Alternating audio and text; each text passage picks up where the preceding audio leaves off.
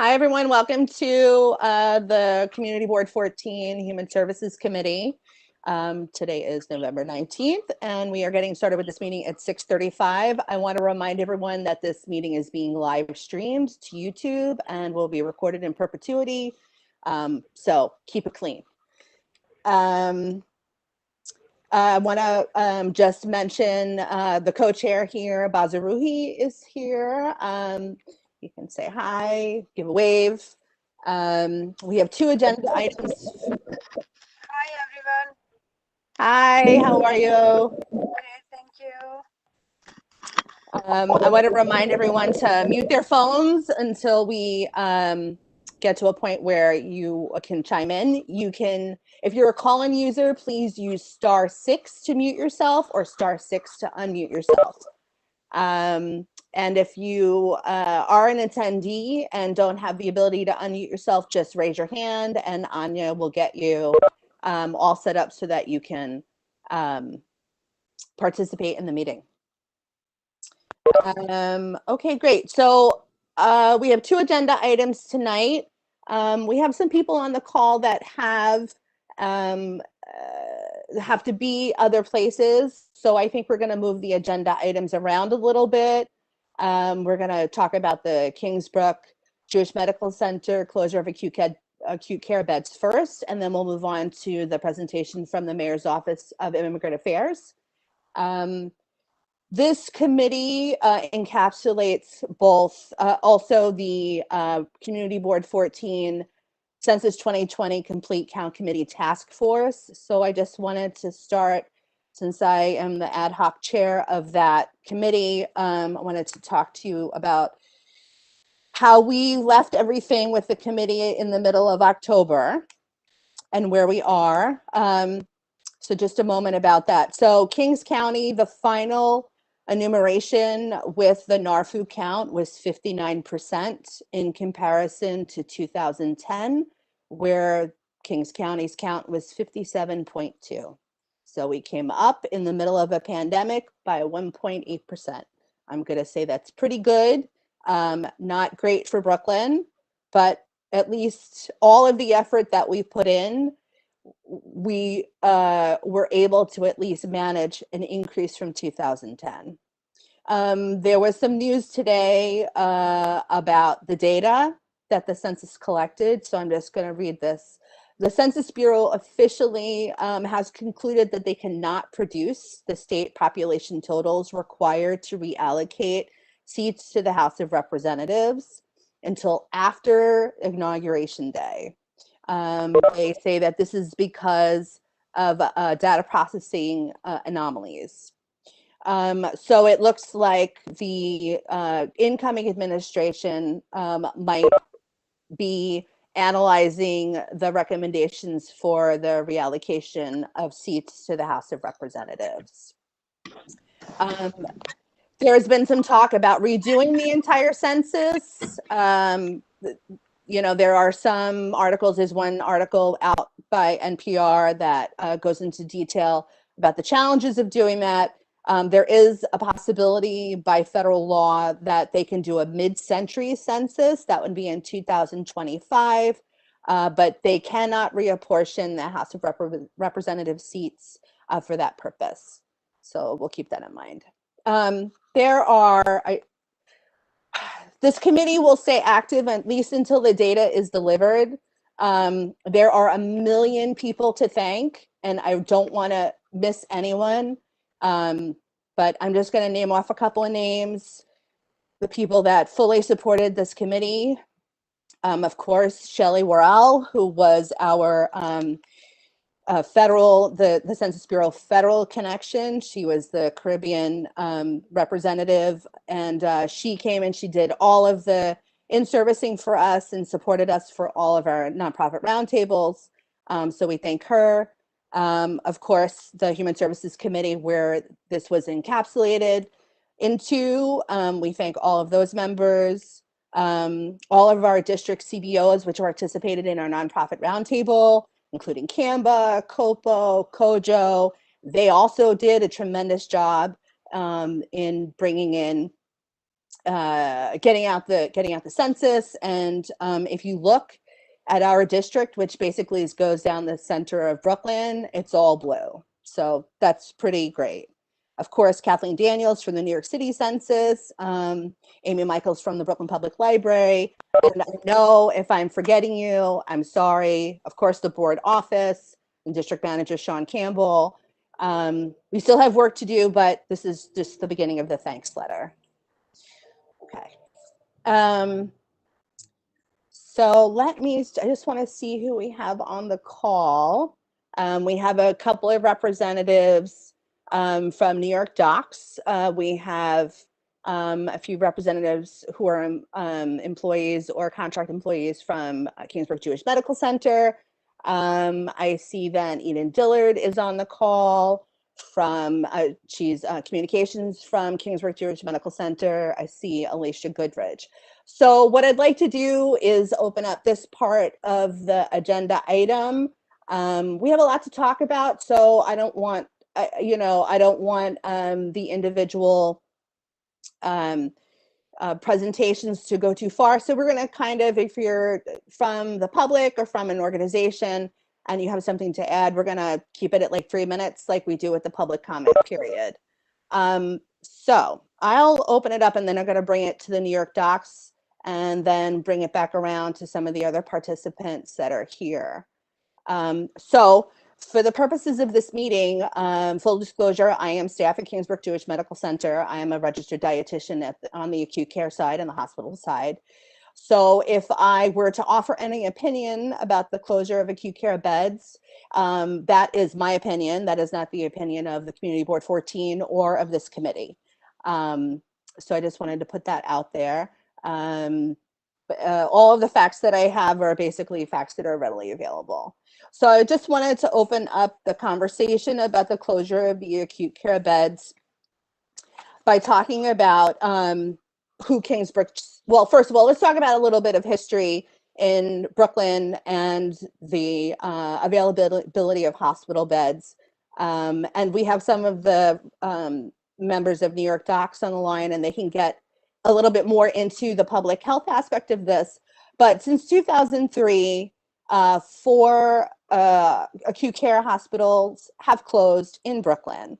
So we have Caledonian, Victory Memorial, St. Mary's, and Litch, Long Island College Hospital, since 2003. So that's a tremendous amount of beds that will serve the community of Brooklyn. And then in retrospect, looking at the current situation of COVID-19, those beds were attritioned because at times they were left empty, and most certainly in this period of a pandemic, they would not be empty. In comparison to Manhattan, Manhattan has 6 beds per 1,000 residents. Brooklyn has just shy of 2, somewhere between 1.8 and 2.2 beds per 1,000 residents. And it's always been a concern of community boards and the like that perhaps Brooklyn is underserved for their acute care needs. So to talk a little bit about Kingsbrook, I feel like I am well served to talk about that. Mostly we serve older adults. They are of West Indian and Caribbean descent for the most part. Many are covered by Medicare and Medicaid.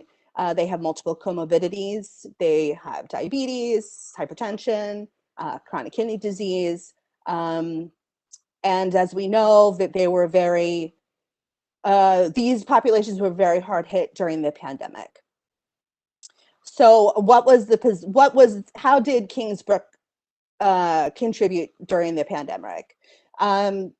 So I will say that at the height of the pandemic, we had 200 acute care beds working, serving Brooklynites, serving patients who had COVID-19.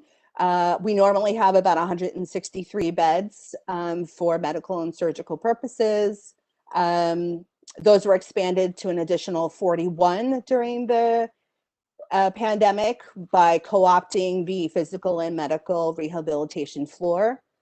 Those residents were converted to medical duties. And so we were able to accommodate an additional 41 sick people for about a total of 200 beds that were working actively. So those are 200 beds that did not have to rely on Kings County or downstate, who were overwhelmed in and of themselves. So you can understand how the staff from boots on the grounds feels like the closure of these beds during the pandemic is poorly timed, and the people that are supporting the delay of the closure are asking that we wait until there is a state of more stable public health before the final decisions are made. And from what it seems, we are definitely reaching second surge. Whether or not it is as costly to human life in terms of death remains to be seen. But we certainly do need every single resource that we have in Brooklyn to care for Central Brooklynites and all of those that are very vulnerable and at risk. So that's where I am opening up the discussion. I'd like to invite Jenny or Lee or Betty, who are from New York Docs, to basically join us for the discussion about why this is a public health emergency, essentially. So whoever would like to start, I welcome you to join in.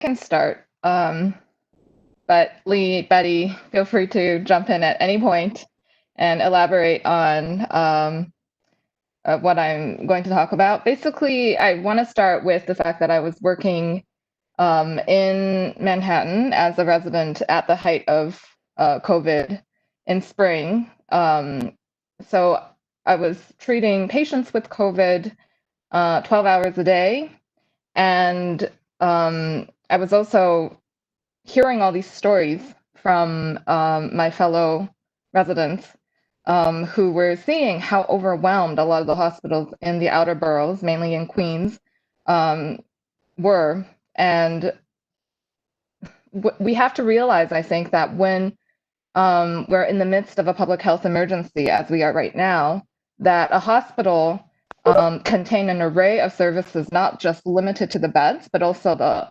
staff, the bundle of medications, equipment, and all of the invisible infrastructure that comes with the hospital that cannot be easily replaced by something like an alternate care site.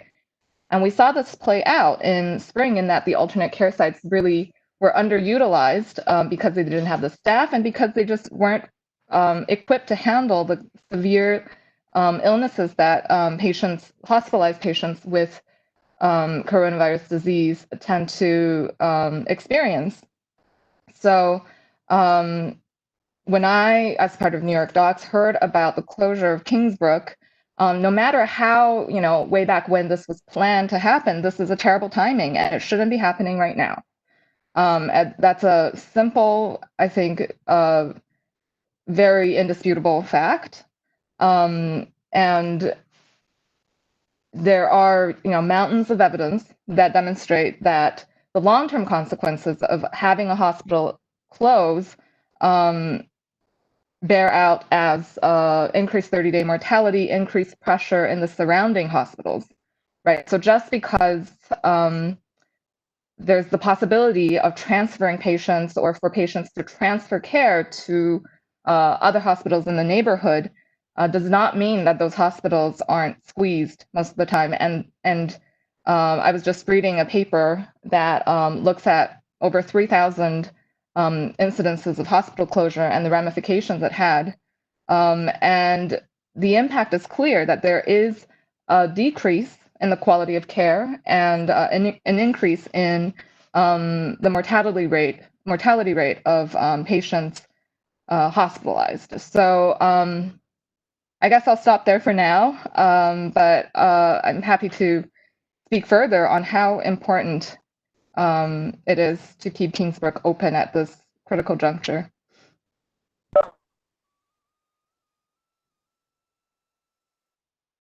I can go next. I also took care of patients in the spring. I volunteered up in Montefiore in the Bronx, and I think one of the main things, and I work in Brooklyn, and I have patients of mine that are cared for at Kingsbrook. And so one of the main takeaways, I think, and I think there's no reason to expect that this won't happen during a second wave, which is that hospitals will shut down to visitors and to family members. And so I think anyone that worked in the hospital during the first wave, one of the most sort of lasting memories are sort of how isolated and alone patients were when they were feeling really, really sick, and the difficulty of sort of both caring for patients and sort of also being their connection to their families and their outside world that really fell to the providers and the sort of the general staff at hospitals. And so it's sort of like doubly egregious to sort of say, we're going to close these beds in the middle of the rising second wave in New York City, but it also denies the patients from the community a connection to caregivers from that same community. And there's no replacing feeling that kind of taken care of. It's one of the things my patients from the East Flatbush community talk about when they talk about going to Kingsbrook, and it's one of the reasons why they request to go there. And so I just want to sort of emphasize that there is something that is lost among, not just from all the logistical hurdles and the fact that, tent hospitals are unable to care for really sick patients and have these long checklists of requirements before they're allowed to accept patients, and are staffed by visiting providers that have really no sense of what's going on. And then I would also sort of add that one last thing, which is that the plan from One Brooklyn Health to sort of have the same number of beds that were at the maximum point during the spring wave available at Interfaith and Brookdale, which is what their current COVID surge plan is, doesn't really make a lot of sense, because if the emergency room is full at Kingsbrook Jewish of patients in need, COVID patients in need of care, being able to sort of adequately transfer them directly from the emergency room to med-surg COVID beds at other facilities feels sort of, much easier said than done. And so it just feels like a recipe for a full emergency room and a bunch of shuttered beds upstairs that doesn't really make a lot of sense.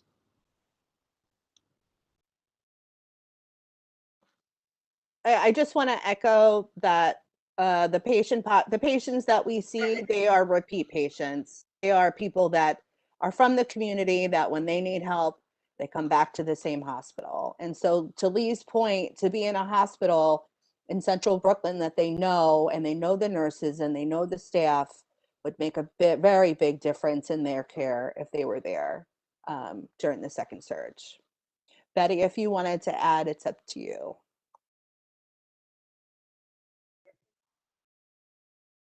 Thank you. Just briefly, I'm a primary care physician. I'm from Flatbush. I trained at SUNY Downstate, rotated at Kingsbrook. And I just wanted to add that in the spring, I was working at the City Health Department, focusing on this issue of maintaining and creating capacity to treat patients with COVID-19. And one of the central principles of responding to a disaster like this is that we need to ensure that all patients have access to the standard of care before we move on to rationing care. And so this plan that we're going to be okay because we're going to have surge beds, surge capacity, that is not the standard of care. So, at this time when we're discussing how can we fight the disparities that we're seeing in who gets COVID and who dies from COVID, to turn around and deny people in East Flatbush the standard of care, and to say, they're going to have these surge beds instead, and they're going to jump right into rationing care when when people elsewhere in New York City have access to the standard of care, I think is really unethical. So I completely agree with everything that Joanne, Jenny, and Ben. I just wanted to add to that. Thank you so much. Thank you, Betty. We have Julie Keefe also on the call. She is a nurse on our ventilator unit. Julie, if you wanted to say a few words. Sure, thanks. Can you hear me? Perfect. Okay. So thank you all. I just wanted to make sure people know and understood that during the last surge, we were really at Kingsbrook completely overwhelmed. And this is true at Kingsbrook. This is true at all the area hospitals. It's a little bit hard, you know, the tragedies happened. Unnecessary tragedies happened because there were not enough beds. There was not enough resources. We did not have enough to offer people in the face of overwhelming need. And this has deeply affected everyone who tried to meet that need. If the plan for transforming Kingsbrook goes forward as planned, we will not be open as a hospital for the second wave, and we will not be able to admit COVID patients. There will be fewer beds available to the community.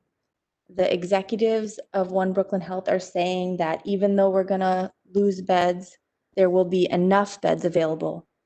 But I just want to make clear, we did not have enough beds last time. You know, the numbers that people may be working off are incomplete. I think the public health community recognizes that. The real lived experience of trying to care for people during the last wave was that there was not enough. There was not enough beds. There was not enough anything. Sorry, baby.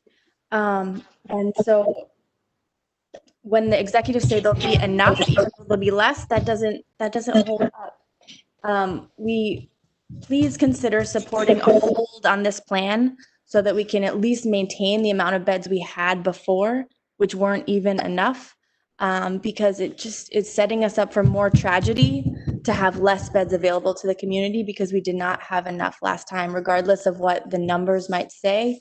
The data is incomplete. The lived experience was that we need all the beds we have right now and more. So I urge people to do what you can to put a hold on this plan right now. Thank you. Thanks so much, Julie. And she really brings up a good point about, you know, the staff at Kingsbrook Jewish Medical Center had this lived experience, right? So now we are better caregivers. We can meet the second surge in a better way. And to take that experience and to remove it from the equation is just unfathomable to the staff. I see that we have Victor Jordan on the call. Victor, I just wanted to invite you to say a few words if you felt like you wanted to. Hi, and hi to the attendees. Now, I'm from Committee Board 17, and we are closer to Kingsbrook than community in some respects, and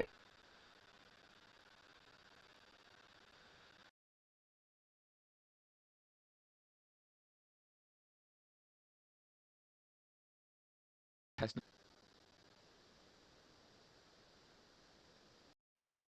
Hey, I'm sorry, Victor, we're sort of losing you on the call.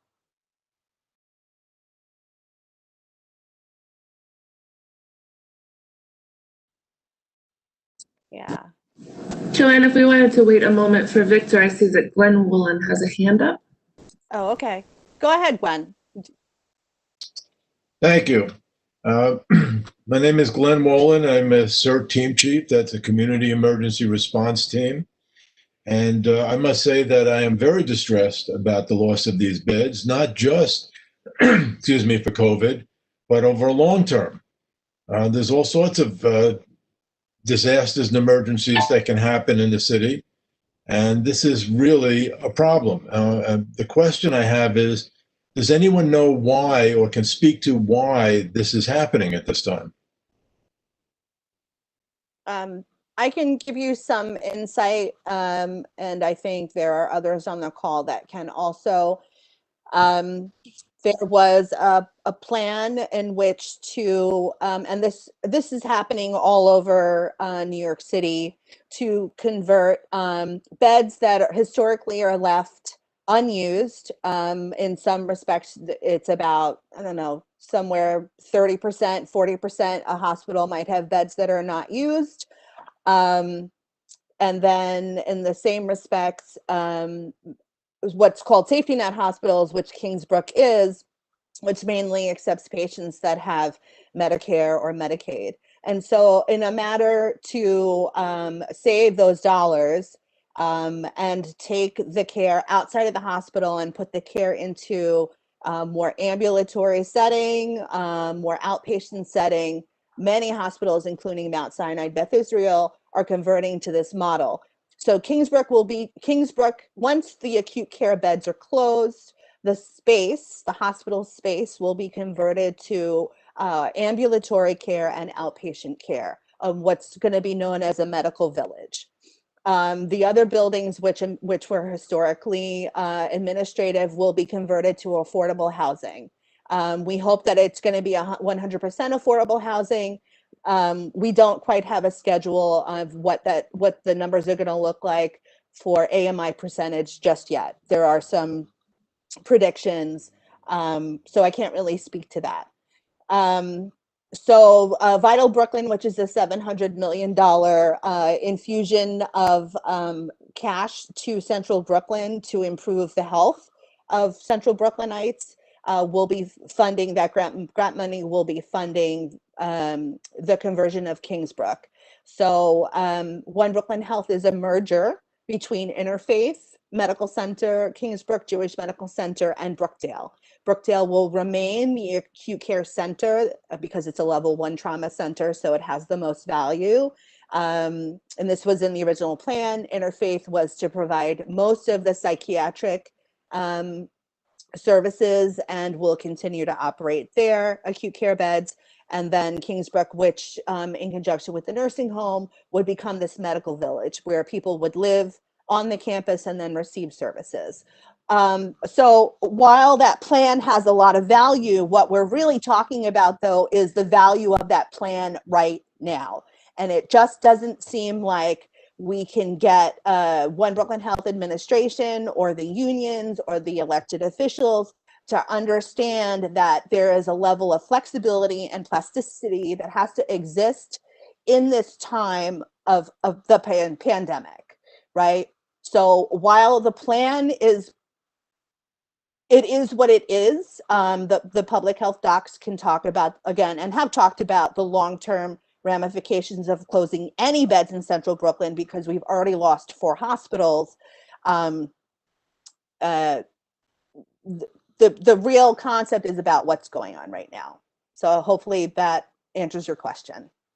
And I see that we have 2 call-in users. I just want to make sure that some of the attending physicians that were invited to this meeting are not waiting on those calls. So if you are an attending, or if you just want to let us know who you are, you can *6 to unmute yourself and say hi.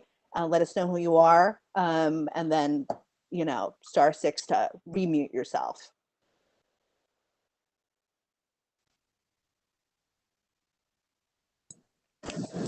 I unmuted call-in user 5. If you want to identify yourself, you're unmuted. Okay, so we have one unidentified caller and Virginia Bechtold on the line. Okay.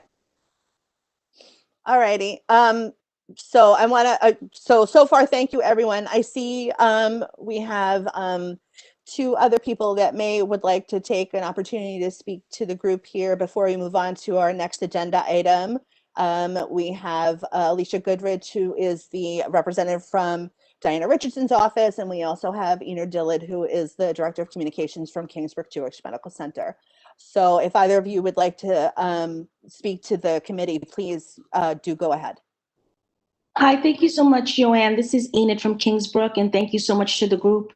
It's very, very important, everything that you all are putting forth.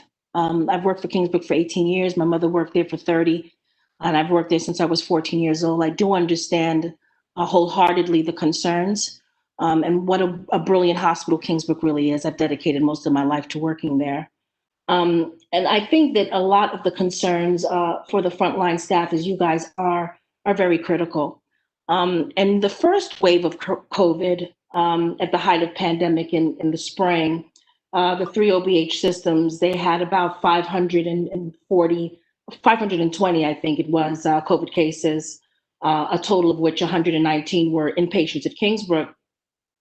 So at this point, to ensure that OBH will have enough bed capacity for a second wave, again, just reiterating that the system's plan is to have more than 540 beds available throughout the system, and the planning and not to at all divert from your concerns. They are critical concerns, but just so you know that the system is working collectively because we are no longer a single entity as Kingsbrook. The ideology is that they will be working as sister organizations, working with the quality teams, infectious control teams, medicine, nursing, to make sure that this plan that has been put forth is not taken lightly. The administration has talked ad nauseum about this, understanding that there is a severe concern and understanding too what the impact of the first wave had on staff. They understand very, very clearly. It was a quite traumatic experience. And not just to Kingsbrook, for many of the hospitals across the systems in New York City and nationally, but that the quality team, the medicine team, infectious control are all working very diligently on this and very considerately, and taking all of your concerns into consideration as they do this, as they monitor the COVID intakes daily at the system level. And just so that you know, when that first wave of COVID happened, the transformation for Kingsbrook was to have already taken place. There was no way, however, with what we were seeing and what administration was seeing, that they could have went through with it. It was just such a devastating time that we had to push back on the transformation. And we are hoping that we will not see the numbers in terms of surge, although we are seeing an uptick now.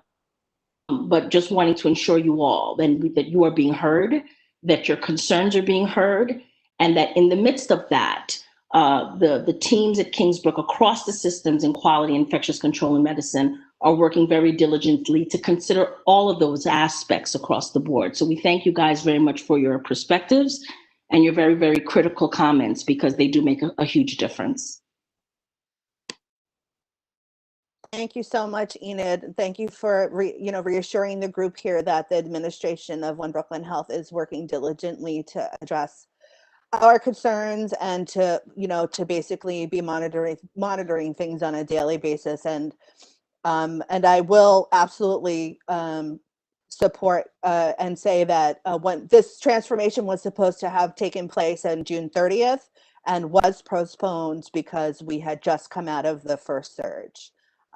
So at that point, One Brooklyn Health administration was very flexible to make sure that the community needs were met at the tail end during the first surge. I just wanted to ask Ms. Goodridge, who is the Chief of Staff for Assemblymember Diana Richardson, if she had any words from the Assembly member.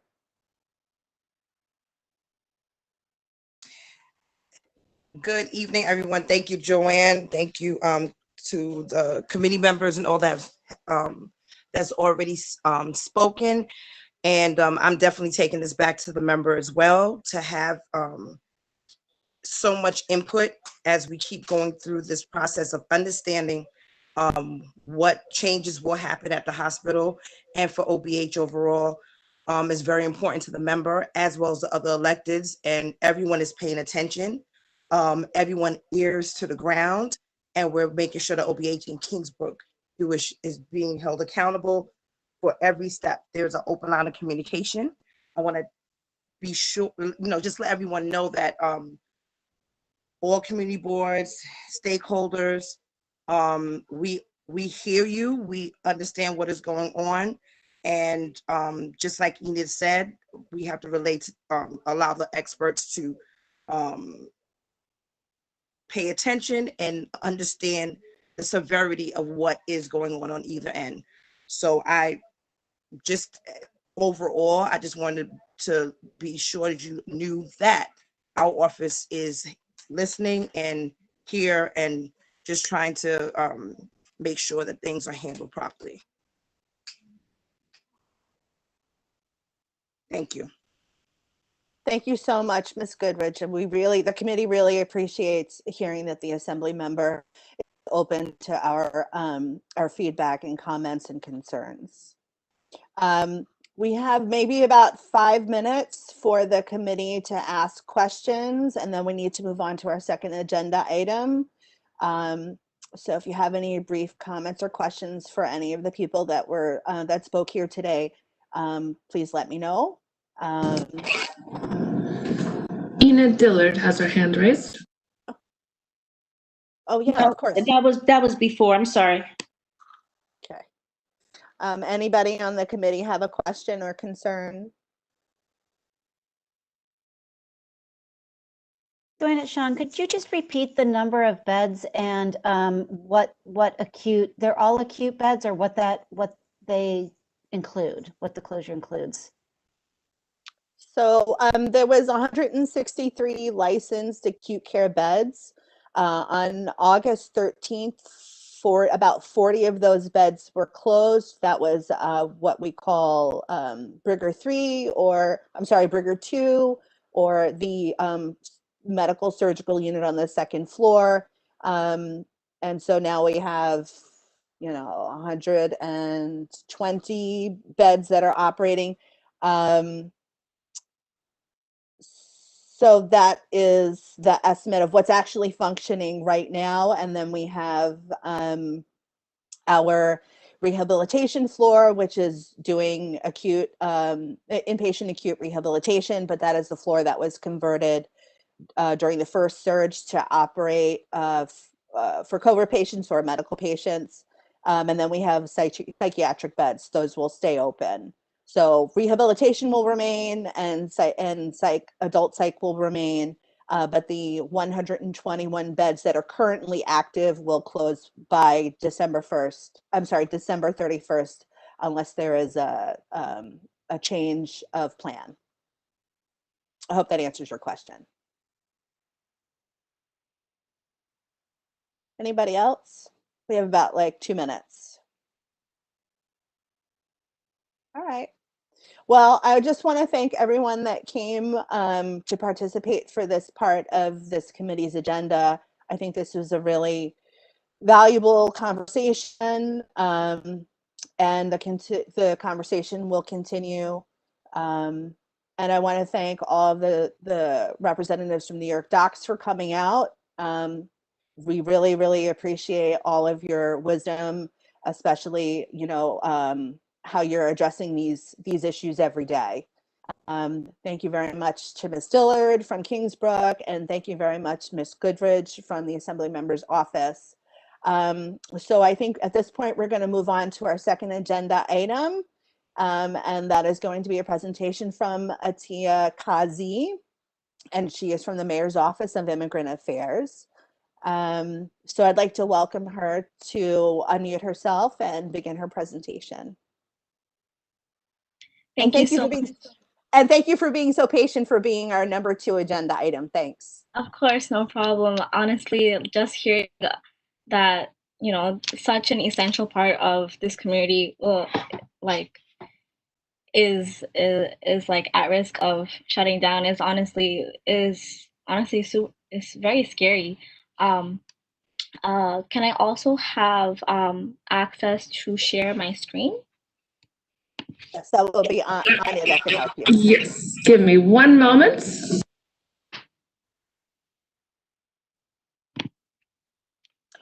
And just let me know, just so I can continue with timing of this meeting. How long is your presentation, Ms. Kazi? It should take 15 minutes. Max. That's perfect. Excellent. Thank you so much. No problem.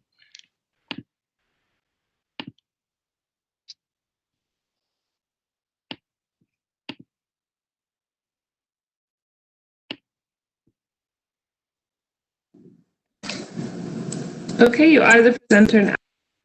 Okay, thank you so much. So I just wanted to say thank you for inviting me here today on behalf of the Mayor's Office of Immigrant Affairs.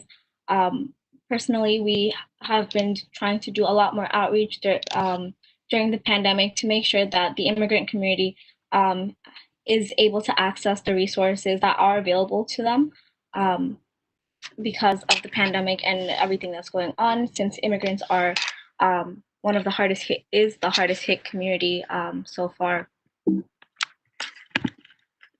Immigrants are on the front line of the pandemic, and they do come. They are 58% of all essential workers in New York City. So that includes nurses, cooks, home health aides, janitors, laundry and dry cleaning workers, which means that immigrants are more likely to die from the virus as well. And in terms of COVID-19 guidance, we obviously want to encourage everyone to stay home if you're sick, and just seeing how the second surge is basically upon us, we want to make sure that everyone is safe, only going out for essential medical care and errands, staying 6 feet away from each other, wearing a mask, wearing gloves if necessary.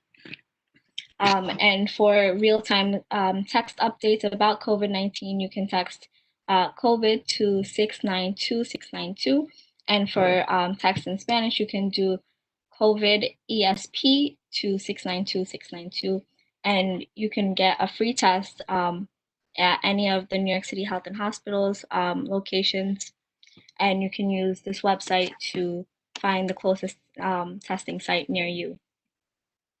The New York City has a test and trace program where whoever tests positive or is known to be exposed to COVID-19 will get a call from a contact tracer who will ask about how you're feeling, if you need any guidance or services, and ask who you've been in contact with, just to know how far the virus has spread. The contact tracers will not ask about your social security number, your credit card information, or other private information. If someone does ask for that information, they're just posing as a contact tracer, and you should hang up immediately.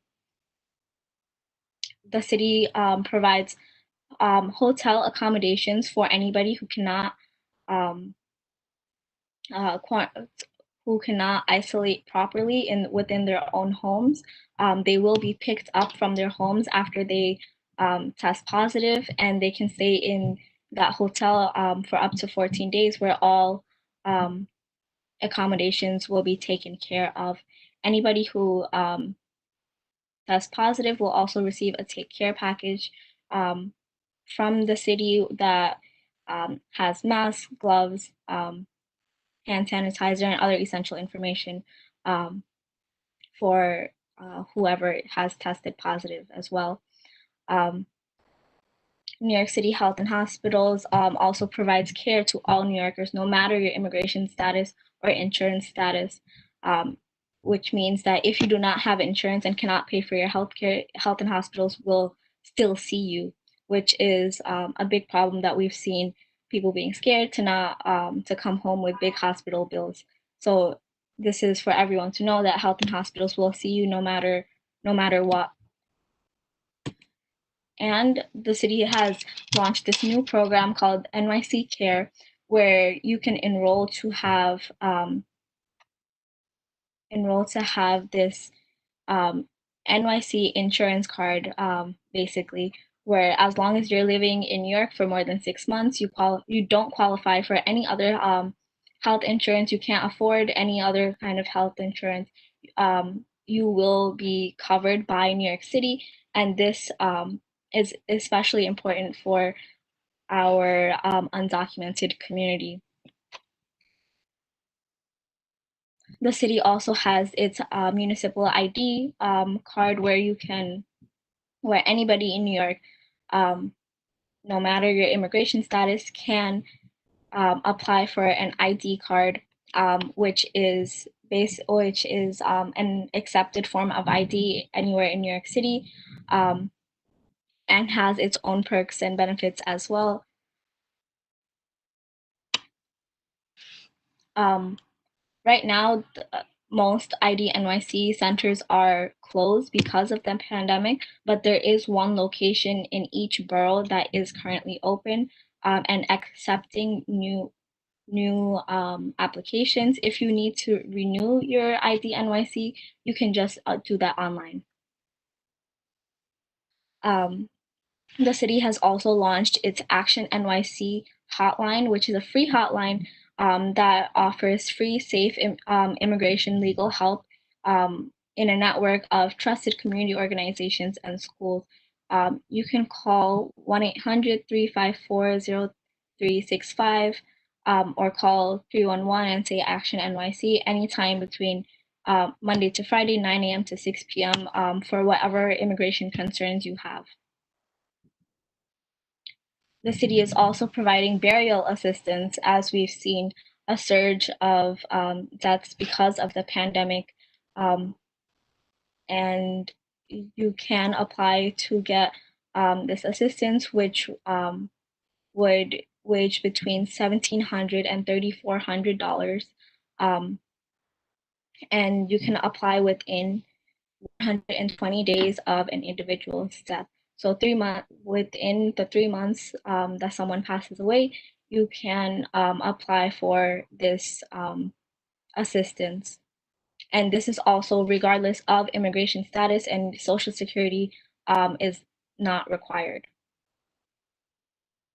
The city also has NYC Well, which is a mental health call, text, chat number service that can provide crisis counseling, peer support, short-term counseling, and also just connection to ongoing mental health and substance misuse services. So anything you need help with, if you ever need anyone to just talk to in the midst of everything that's happening, you can just call or text this number. The city also has the tenant helpline. Because of the pandemic, many people are out of work, and they might be having issues with their landlords and paying rent. You can call 311 and say tenant helpline to get support for whatever tenant issues you're facing. As of right now, there is an eviction moratorium until January that says that nobody in New York City can be evicted before January. As of right now, it has not been renewed.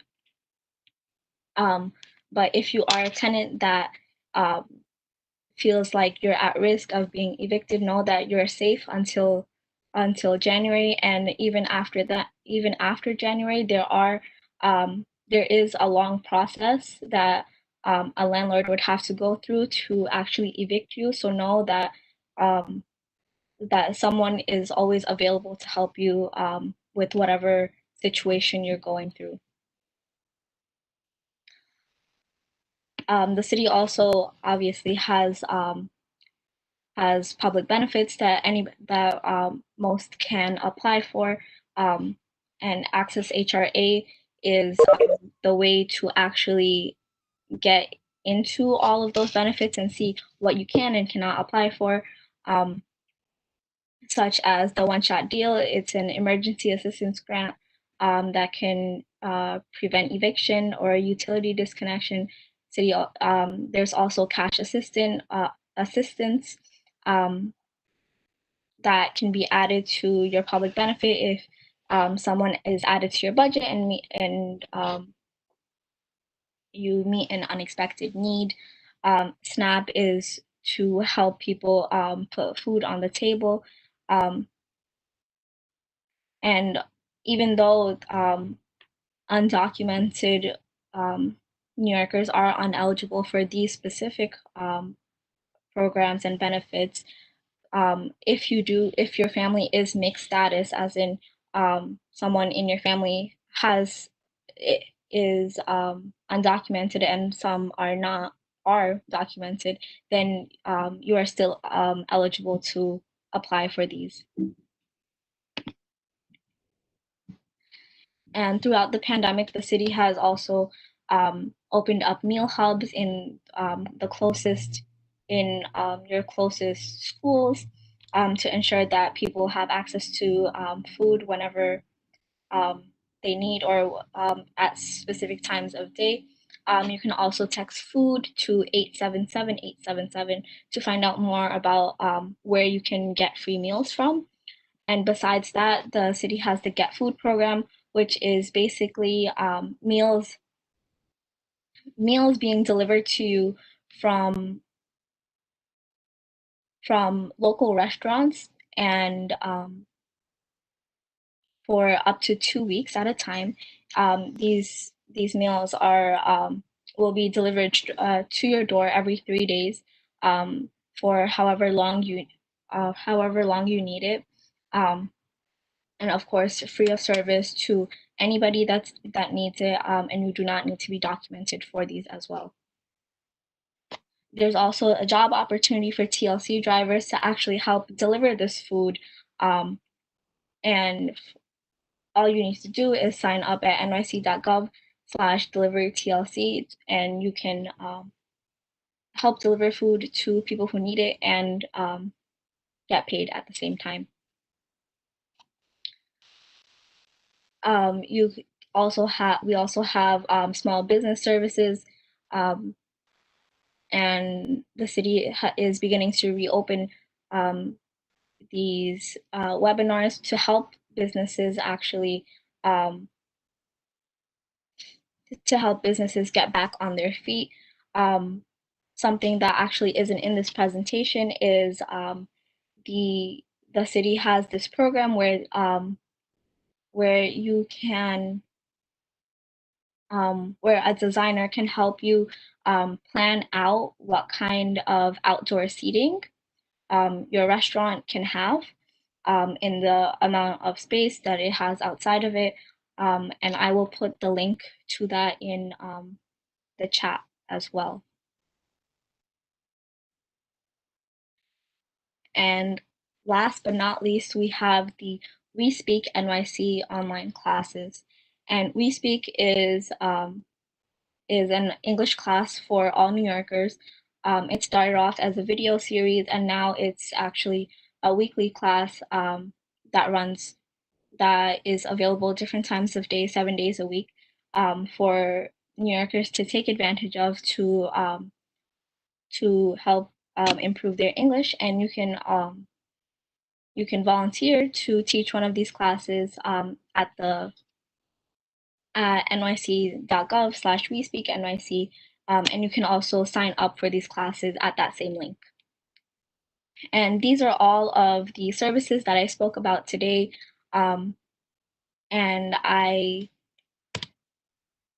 this is my information and other general Moya information that anybody can take advantage of. We have a hotline as well that if you don't particularly remember which resource you need or need more help with a specific issue, you can call our Moya hotline, which is 212-788-7654. And someone will get back to you as soon as they can. And of course, thank you for having me here today. And if you have any questions, you can let me know. Thank you so very much for such an informative presentation, and also, sort of directing it towards the current public health situation that we have going on. I personally did not know that there was assistance for interring your loved ones, and I appreciate knowing about this information now, and I'm sure the rest of the committee does as well. I'd like to open up the floor to the committee members if there's any questions for the representative. We have several hands up. I will just read off the names we have now in order. Nina Subgear, Glenn Woolen, Dwayne Joseph, and Ann Godette. So I'm just going to go from the top of my list, which is going to be Ann Godet.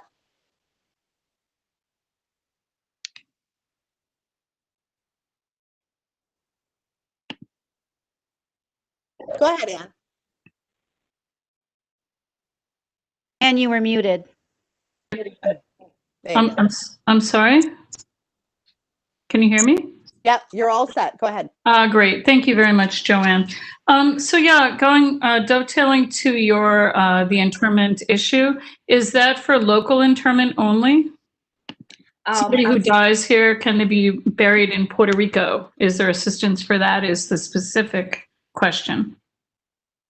From what I know specifically about it, it's for burial in New York City. Okay, so there's no offset for elsewhere. All right, thank you. And the second thing is with the, you mentioned the SBS for small business services. So for restaurants with the new guidance for their barriers in anticipation of snow season and Department of Sanitation plowing and such, there are certain things that are available to be requested, but in terms of process, how would somebody be able to actually get direct answers instead of going from 311 to DOT and then back to 311 and so on? Should they reach out directly to your office, or what would you suggest to them with these barrier reinforcements?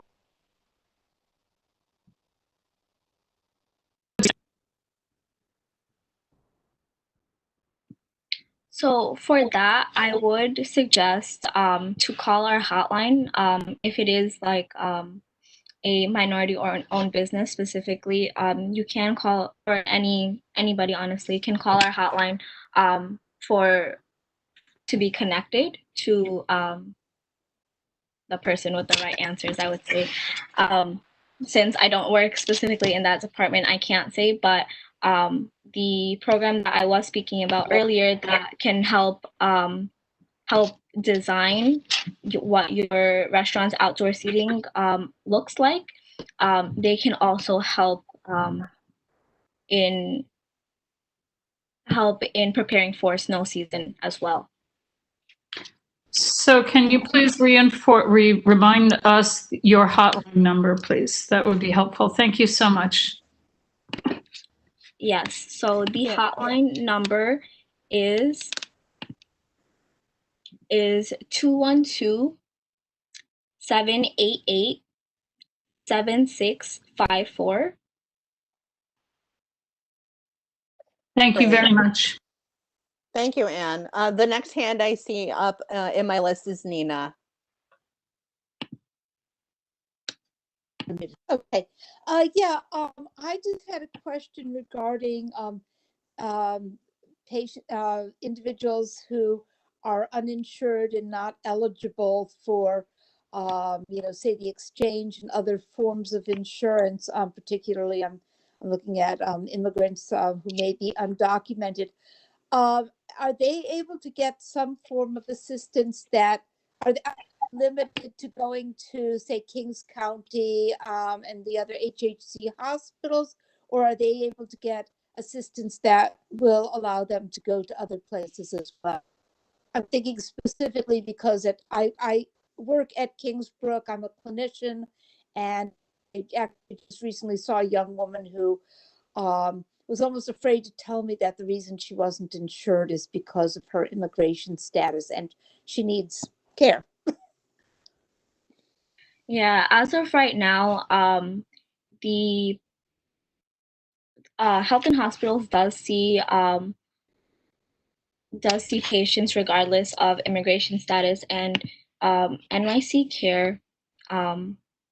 I want to give you the right information, so I'm going to check again. Nyc Care is also specific to the Health and Hospitals locations across the city. At this time, the city has only partnered with these public hospitals.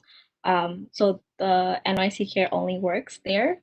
So at this time, for other private hospitals like Kingsborough or Maimonides or any other hospital. We don't have we don't, I guess, serve at those locations yet. Okay, thank you. The next hand that I see up is from Shelley Worrell.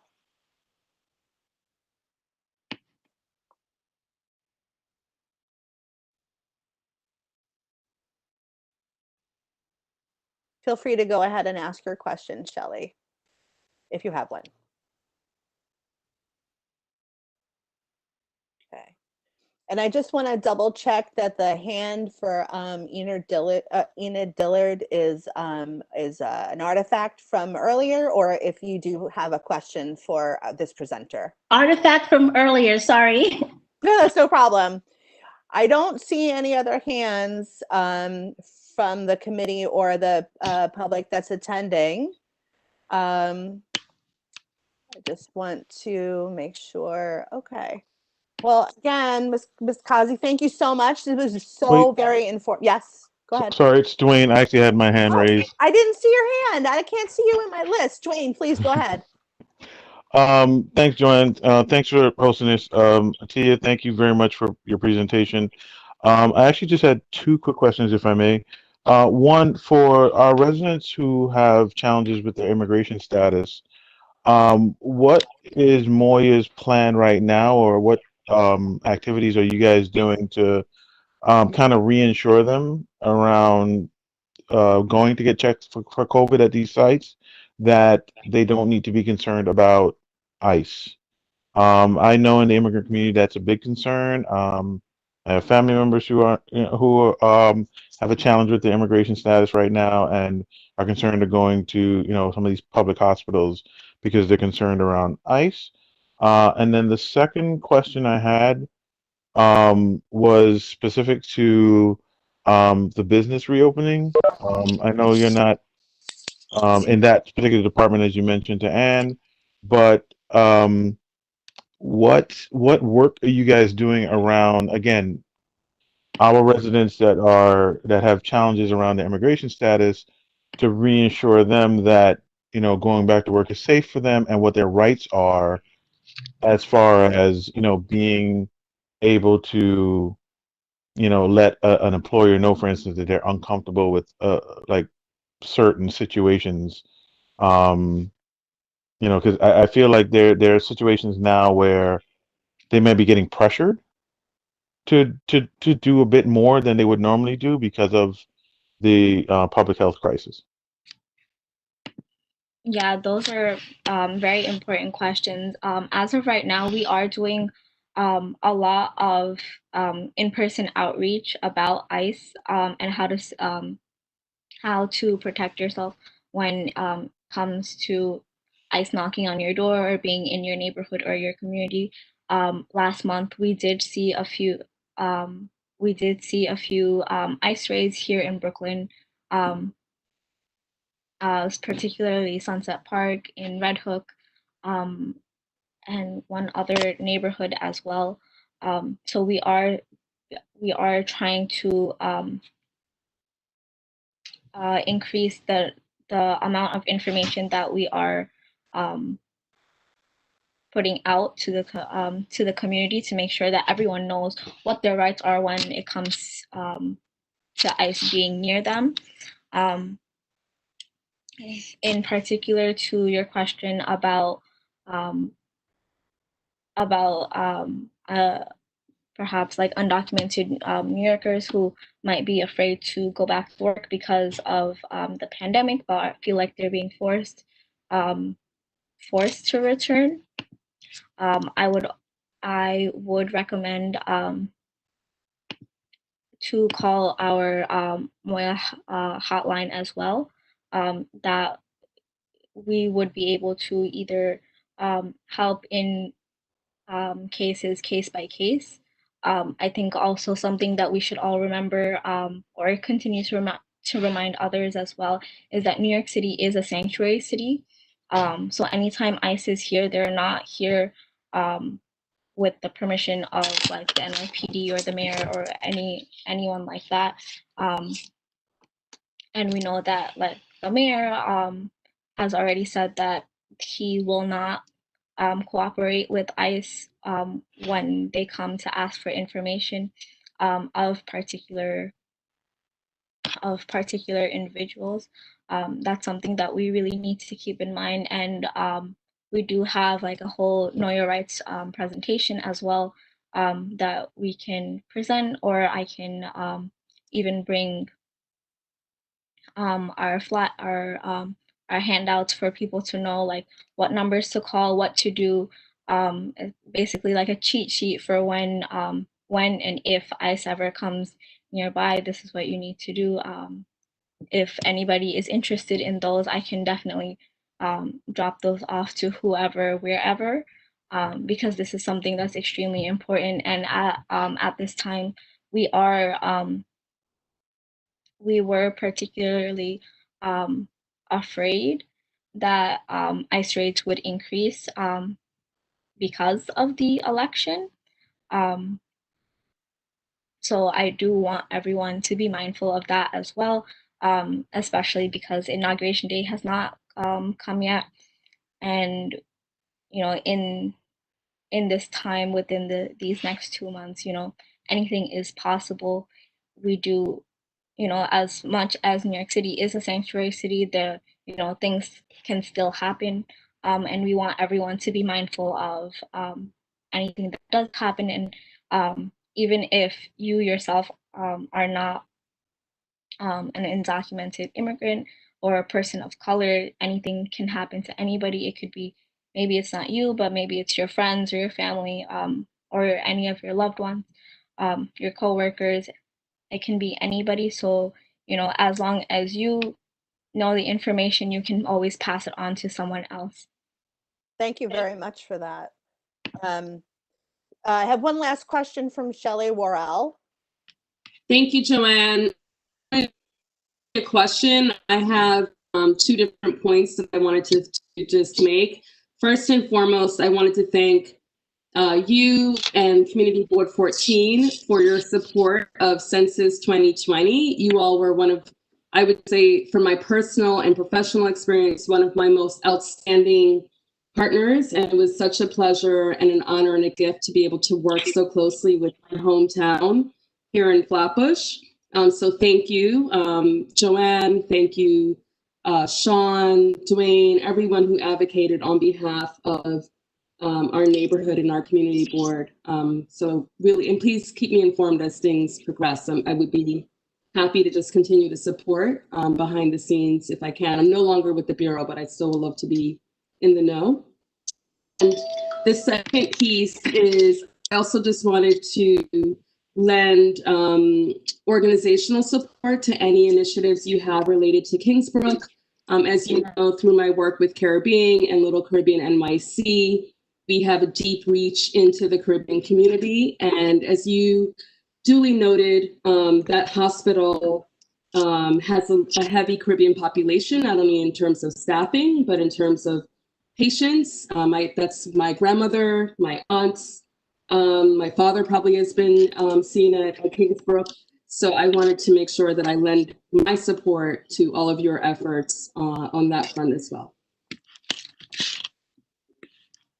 We thank you so very much, Shelley. Also, and I said it at the beginning, for really mentoring us and guiding us through the process of creating a very strong network within Community Board 14 to answer the census, to really, for lack of a better word, attack getting a complete count within the community, our District 14, and the staff of Kingsbrook Jewish Medical Center really thanks you and Caribbean at Little Caribbean for lending a hand in just getting the word out on how important these hospital beds are during this time of the pandemic. We really appreciate that. Sorry to cut you off, Joanne, but we do have pretty deep engagement in that community, particularly in Brooklyn. So happy to make sure that everyone is in the know and, that and also their support as well. Yeah, we really look forward to working with you in the coming weeks. Thank you very, very much. So it is 7:45. I think this is a good time to say thank you to the committee members and the representatives of the elected officials, our partners at New York Docs, Ms. Dillard from Kingsbrook Jewish Medical Center, and members of the public that attended this committee meeting. We will not have another meeting this year. Hopefully in lucky 2021, we will have another meeting early on, and we will be able to speak of other things that relate to human services.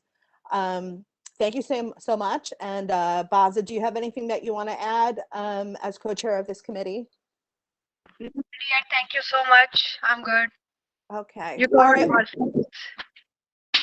Well, I wish everyone a very happy holiday season in whatever way you celebrate, and keep it small, okay? Stay home, keep it small. And thanks for coming today. Thank you. Goodbye, You everyone. too, folks. Thank you.